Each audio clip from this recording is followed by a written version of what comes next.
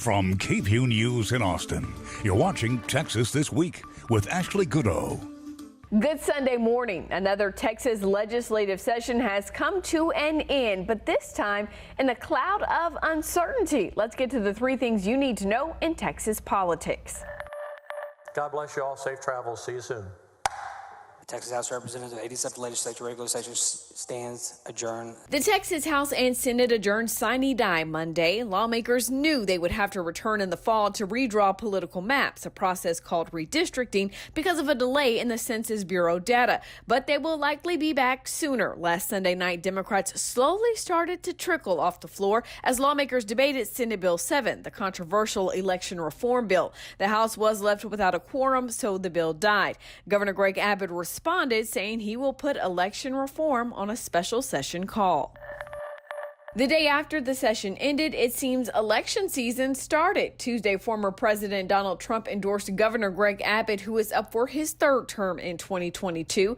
Abbott is already facing one known primary challenger. Former Republican State Senator Don Huffines announced his candidacy for governor. Also this week, I am a Republican candidate to be the next Texas Attorney General. Texas Land Commissioner George P. Bush announced he's challenging Republican incumbent Ken Paxton for his seat. And it looks like Lakeway Republican State Senator Dawn Buckingham is eyeing Bush's seat. The Texas Tribune reports she is set to run for Land Commissioner. Friday morning, Allen West, chair of the Republican Party of Texas, resigned. West says he is considering running for a different office, possibly a statewide seat. Political insiders say he is mulling a run for governor. It didn't take long for one Republican to announce plans to replace West. Former state representative Matt Rinaldi announced his candidacy on Twitter. If that name sounds familiar, Rinaldi was at the center of a scuffle on the House floor in 2017 after he told two Hispanic lawmakers he called ICE on people rallying at the Capitol. Between a pandemic, historic winter storm, and contentious legislation, most would agree the 87th legislative session was like none other. Ross Ramsey, executive editor and co-founder of the Texas Tribune, joined me to discuss some of the highs and lows of the session. This session was quite different from sessions of the past. We came in during a pandemic, then had a winter storm, the likes of which we have never seen. So I first want you to share your take on the overall tone of the session. You know, I think the Capitol is a kind of a live social network. If you think about it, it's not, done over Twitter or Facebook. It's face to face. You work the halls, you talk to people, as you go through halls, as you go in the cafeteria, as you go into that clock in the middle of the hallway and the extension of the Capitol. There's all these places where people run into each other, and that chatter between people is really the fuel and the grease of a session. And we didn't have that. We had a little bit more of it at the end than we had at the beginning, but it wasn't as social a place, and it's a social process, and I think that messed it up from the get-go. By the time we got into the really heavy issues, there were a lot of relationships that might have been made in a normal session at the beginning of a session that kind of are the backbone for the fights that come later.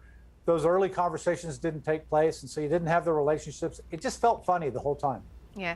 One of those heavy issues obviously was the response to the winter storm. In your opinion, did lawmakers hold up on their end of the bargain to address the crisis that happened during the winter storm? They did some of it. The governor hasn't signed everything yet, but, assuming that he does, they did some things that we really need. One of the things that really stuck out in February was that there was not a statewide network.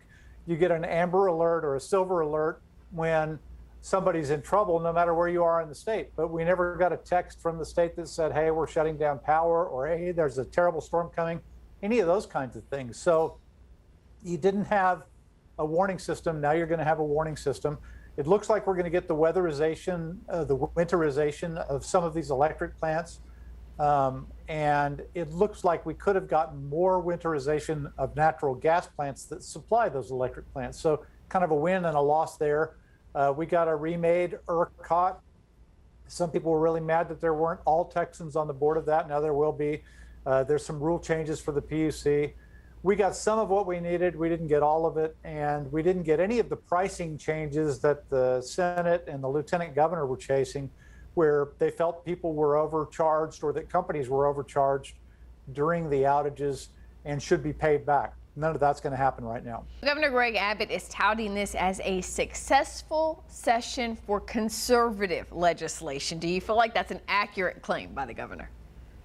Yeah, I think they got punched in the nose a couple of times at the end of the session, and some conservatives may not be feeling that way. But I think if you look at the run of bills during the session, at the things that got done, and at the things that didn't get done that conservatives didn't want, I think you can't, I don't see how you can call this anything but a win for conservatives. I think that the Republicans and the legislature came out of the 2020 election thinking more about the challenges that they might face in future Republican primaries than about the challenges that they might face in future general elections. The 2020 elections look like Republicans are still dominant.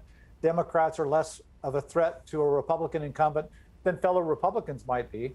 And I think they answered that in this session by saying, okay, we're going to do some of the things that the conservatives in the party, the most noisy activists and some of those people really want, in order to, satisfy our constituents and also to buttress our chances of winning in 2022. The Republicans had a great year in 2020, minus obviously the presidency. So why do you think this conversation is happening about the need for so much election reform? This shows up in our polling. We do a lot of polling, as you know, with the University of Texas. So the University of Texas, Texas Tribune poll had voters in, I guess this was our February poll, saying that they trusted the results of the Texas election, but they didn't trust the results of the national election. And for Texans, that was the same election. They were clearly getting a message from Trump on down that the election in 2020 wasn't a fair one, and a bunch of Republican voters believe that. In fact, a majority of Republican voters believe that. That's what fuels the push among elected officials on the Republican side for election integrity and for the kinds of bills that they ended up not passing during this election, during this regular session. I think they'll probably come back and pass that during a special session.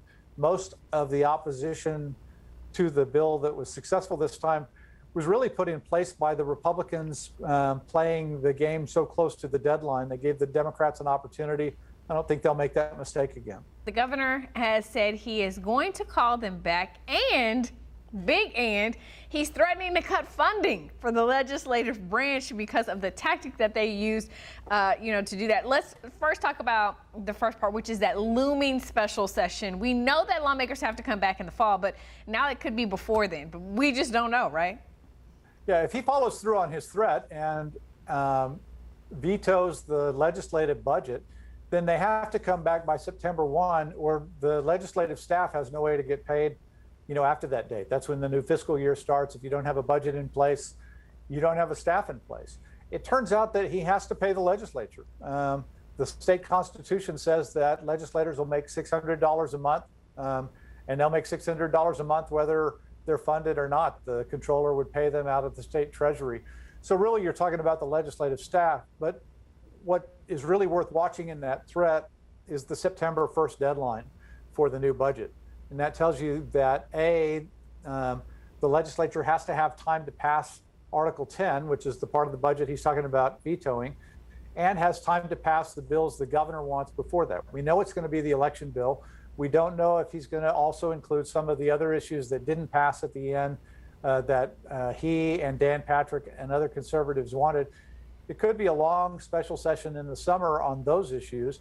And then we're going to come back in the fall, sometime after late September, when we finally get final detailed census numbers and redraw political maps for the state of Texas, which is always politically contentious. It always leads to endless litigation, and it also sets up the 2022 elections.